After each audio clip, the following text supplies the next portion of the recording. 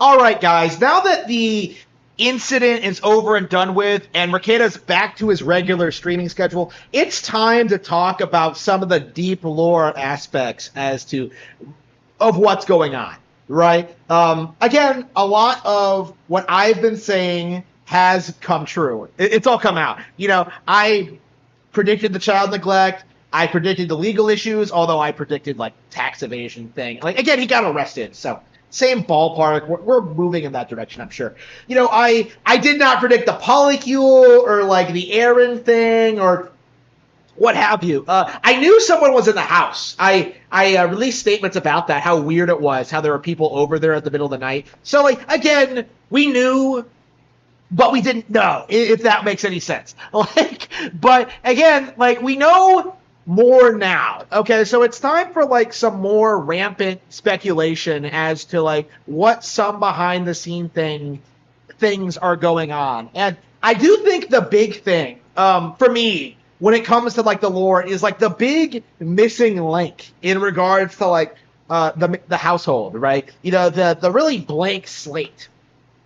What is Kayla Rekieta's role in all of this, right? For the longest time, plenty of people, myself were included, were saying that oh, she's a victim, Nick's pushing for all this degenerate stuff, she's just going along with it, yada yada yada. But I think with the recent revelations, it's become extremely clear to me, and I've spoken to other people who agree, that Kayla is 100% culpable for what is going on. She is 100% a major issue of why things declined the way they did. She is an enabler of Rekieta's retardation, and she was fully responsible for neglecting the kids. All the heat's on Nick right now because he's the celebrity and everyone knows everything about him, but I think it's safe to say that Kayla is just as, if not more responsible than he is. Because if you think about the child neglect thing, if she was not engaged with the degeneracy, if she was not doing the exact same thing Nick was doing, all she would have had to do is take the kids and leave. Go to her family's house. She's surrounded by her relatives in Minnesota, right? They moved out there for her. So, that's all she would have had to do if she genuinely wanted to make changes in her life. If she truly wanted to get away from the drugs and the degeneracy and her husband, she would have done it a long time ago. But no, she is 100% on board with everything Nick does and is willing to go to great lengths to protect him and to protect herself, even if it comes at the expense of her children, right? And I think the big thing that kind of blew this thing wide open is Erin's testimony, her engagement with him. And based on what he described, on what he was talking about, on what was going on from his perspective, it became very clear to me that Kayla was not in love with him. It was very clear to me that for whatever reason, Kayla was manipulating him to keep him around, to keep him invested, to keep him engaged for whatever reason. I don't know if they were trying to get him to be their new nanny and moving them into the house so Nick could fuck April and then Erin could take care of all 8 kids or something. Again, it's really difficult to know what the exact mindset was, but I do think it's very interesting, looking at the chronology, right? You have the hot tub stream, right? January 30th, 2024, right? And then you have the following weeks in which Erin releases a number of statements oh man, Kayla doesn't like me, blah, blah, blah, blah. She and April are such good friends, it's really, in hindsight, it's really weird that he focused on that so much, right? But the reality is, I think that they were already experimenting and swinging, right?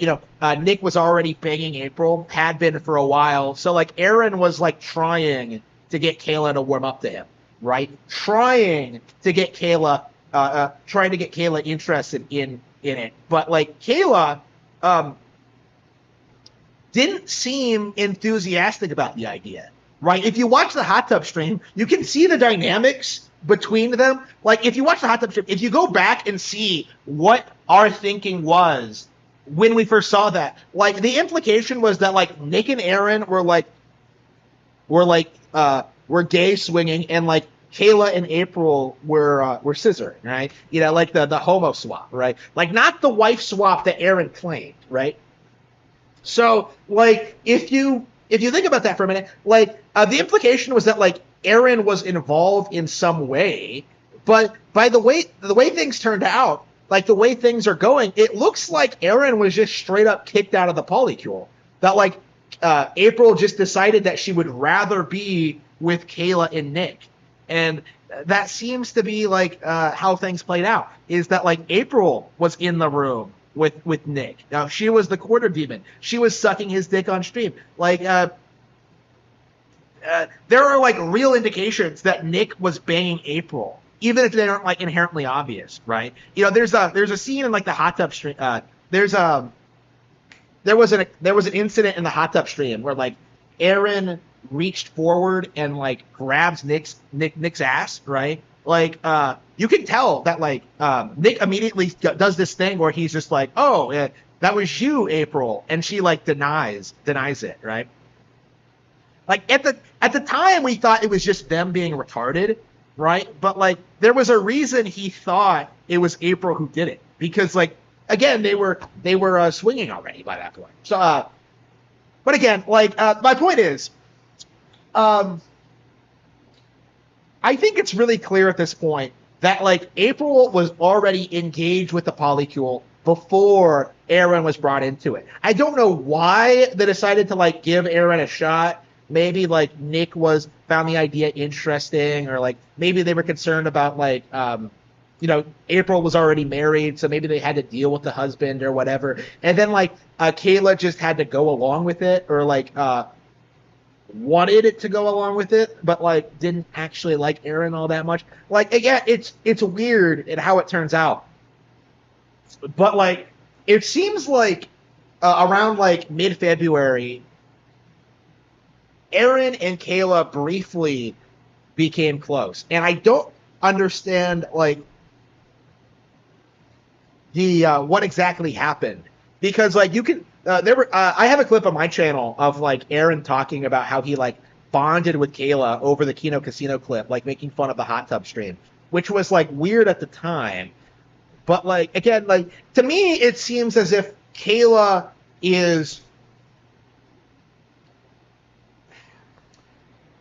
for whatever reason, like, she felt the need to, like, lead Aaron on and to keep him invested and to keep him engaged, right? Even now, as late as May, she's doing it, right? That text Aaron released, in which she, like, begged him not to go to their relatives, begged him not to go to the Kino Casino. Like, that was very indicative, assuming it's real, that was very indicative of what I think her perspective on this is that she's not with Aaron because she wants to be. Like, she wasn't in love with him. They didn't have, like, some special connection. Like, she was manipulating him for some purpose.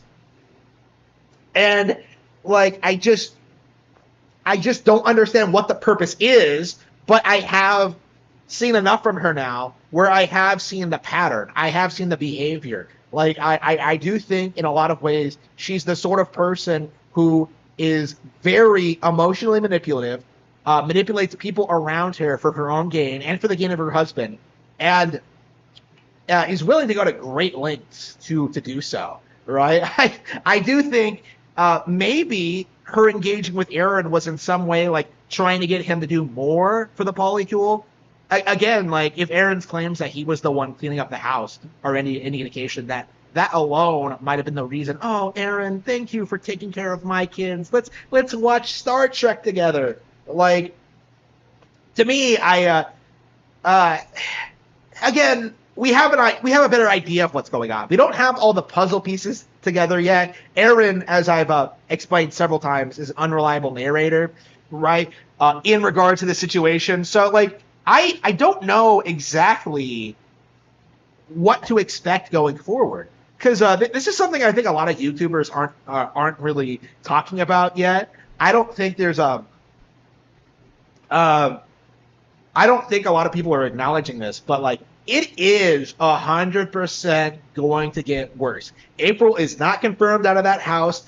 We don't know the locations of the kids. The pug is still alive, but we have confirmation that she's locked in the bathroom, exactly like Aaron said she was.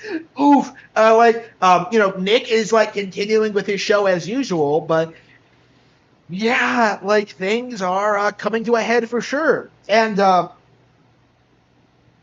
I don't know how things are going to develop because we know that like Nick and Kayla have this really weird toxic codependency thing. Like they need each other to function, right?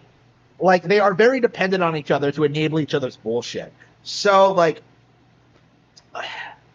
I I'm really curious what's going to happen as these legal proceedings proceed.